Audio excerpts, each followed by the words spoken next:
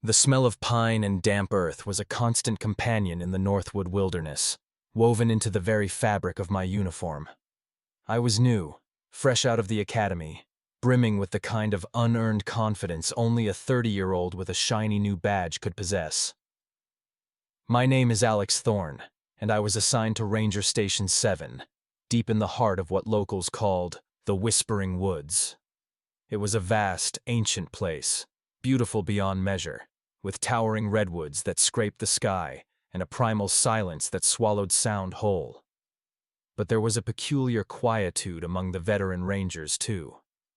It wasn't the peace of men content with their lot, but a careful, almost superstitious stillness. It revolved around one thing: mile marker 113. My first week, I'd been assigned patrol routes, painstakingly drawn lines on worn maps. Every single route skirted 113. If a trail approached it, it veered sharply away. If a river flowed towards it, the patrol stopped at its bank. I asked Old Man Peterson, a ranger whose beard seemed to have sprouted from the very moss on the trees, about it. Mile marker 113? I'd asked, pointing to a glaring omission on my map. Why do we always go around it? Is the terrain too rough? Peterson, a man who usually greeted questions with a grunt or a knowing nod, froze. His eyes, normally a watery blue, seemed to cloud over, distant and wary. He took a long, slow drag from his pipe, the cherry glowing like a malevolent eye in the dim cabin light. Some places just ain't meant for us, Alex, he rasped, his voice lower than usual. Boundaries. Boundaries?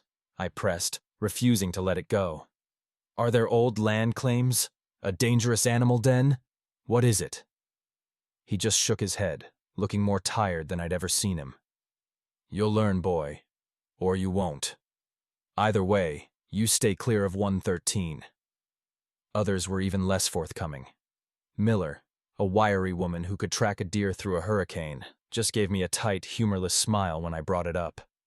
Some things are best left undisturbed, Thorne. That's all you need to know. Johnson, who'd been a ranger longer than I'd been alive, simply turned his back and walked away. The silence around 113 was louder than any explanation. It festered in my mind, a gnawing itch. I saw the way their eyes would sometimes drift towards that section of the map, a flicker of something that looked like fear, or perhaps reverence. It wasn't just a physical boundary. It was a psychological one. What could compel such disciplined, fearless men and women to avoid a small segment of their own domain? My curiosity, a flaw I've since come to regret, began to morph into an obsession. I studied old maps, logbooks, even interviewed a few bewildered hikers who swore their compasses went haywire around the unmarked area. Nothing tangible, just whispers, half-finished sentences, and an eerie consensus. One damp, overcast morning, with a low mist clinging to the ancient boughs, I packed my gear differently. My usual patrol was Route Gamma, which brushed within a mile of the infamous marker. Today, I wouldn't just brush it. I would cross it. My excuse, should anyone ask, was a detailed survey of an uncharted section of the old-growth forest. A lie I told myself more than anyone else.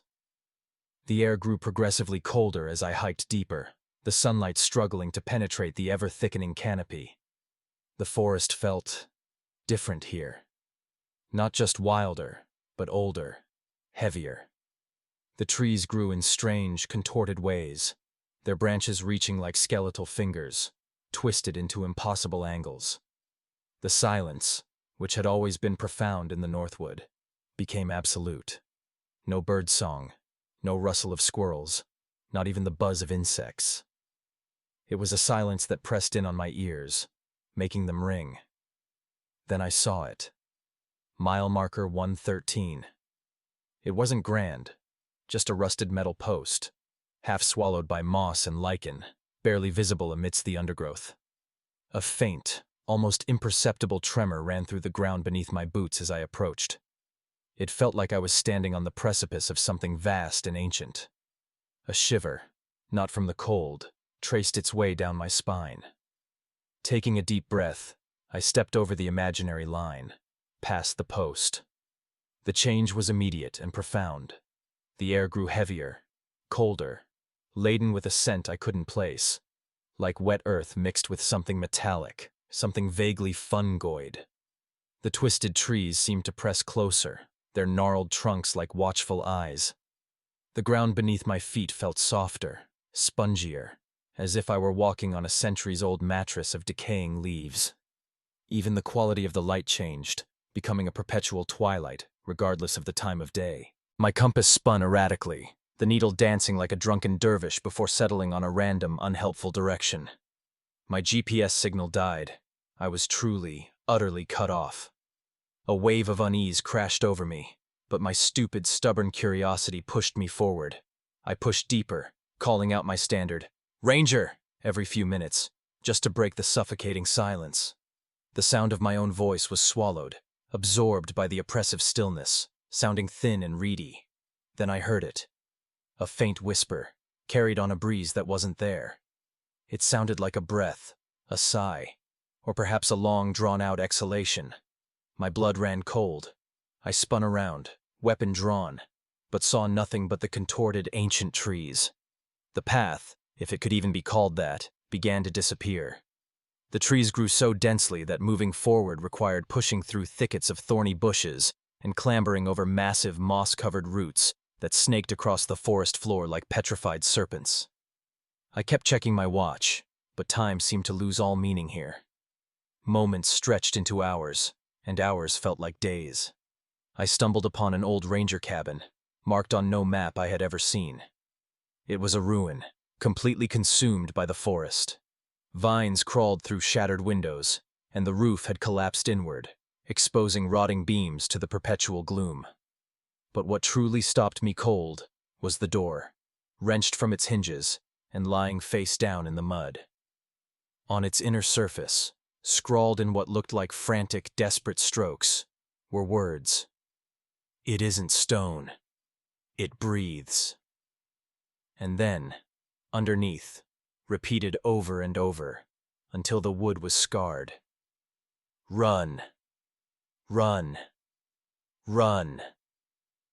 A low hum began to vibrate through the air, barely perceptible at first, then growing, a resonant drone that seemed to emanate from the very ground. It pulsed, a slow, rhythmic throb that resonated in my chest, making my teeth ache.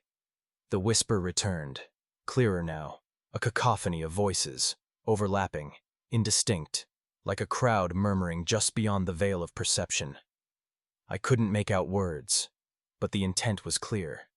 Ancient, malevolent, hungry. I pressed on, drawn by the illogical urge to find the source of the hum. The forest floor grew wetter, slick with a black, viscous fluid that smelled of decay and something else, something foul and metallic. Giant, pallid fungi, some as tall as me, sprouted from the earth, glowing with a faint, sickly luminescence. They pulsed in sync with the hum. Then I saw it.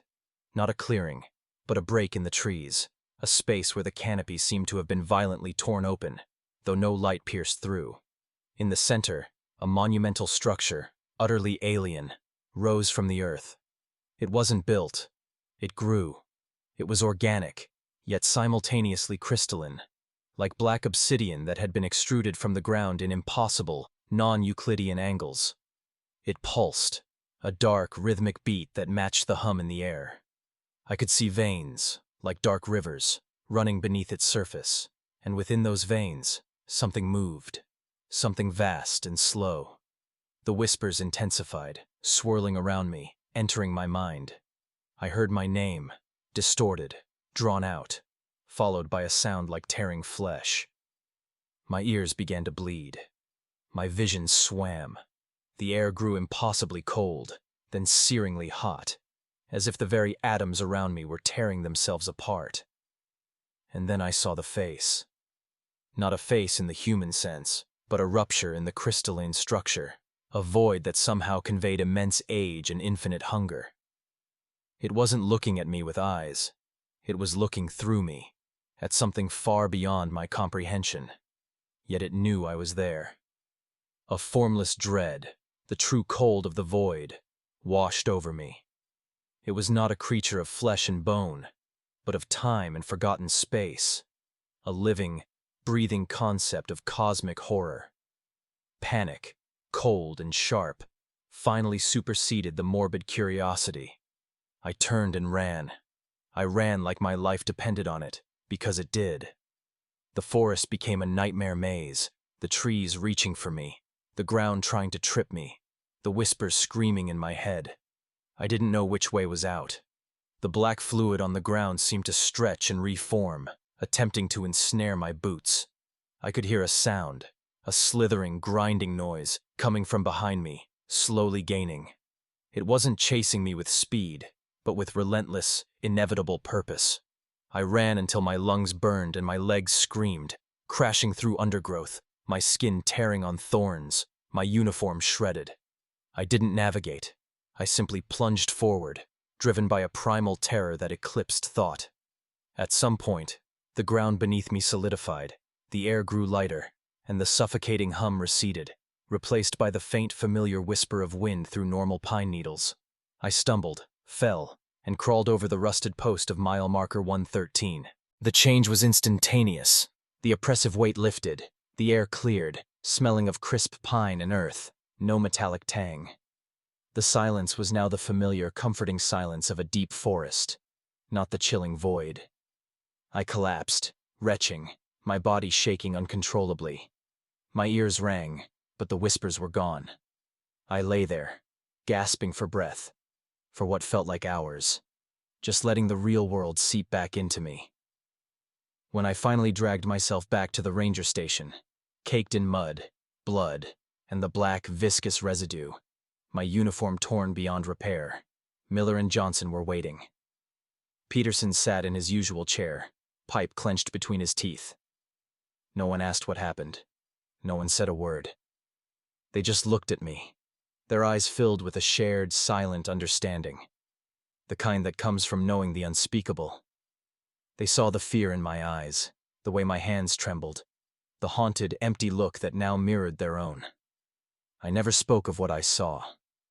I became like them, a man of few words, especially about specific coordinates on a map. I still patrol the Northwood, but my routes never even approach 113. I've become one of them, the rangers who understand. The woods are beautiful, yes, but there's a place within them that is not a part of our world, a place that breathes an ancient, malevolent life. Sometimes, when the wind blows just right, or when the fog rolls in thick and low, I swear I can still feel the faint tremor in the earth, the phantom hum in my teeth, and the distant, indistinct whispers just beyond the tree line. And I know, with a certainty that chills me to my core, that the true horror wasn't what I saw, but the terrifying knowledge that it's still there, always there, waiting.